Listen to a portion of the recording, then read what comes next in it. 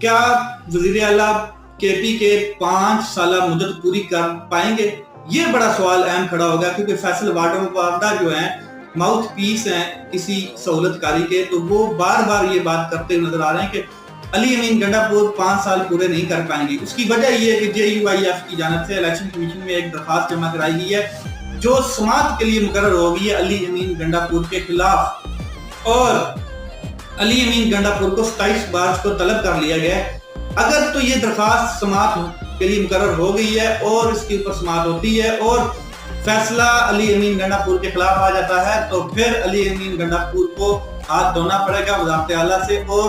فیصل وابڈہ صاحب یہ کہہ رہے ہیں کہ عید کے بعد وزیر اعلیٰ کے پی کے آپ کو نظر نہیں آئیں گے۔ اب یہ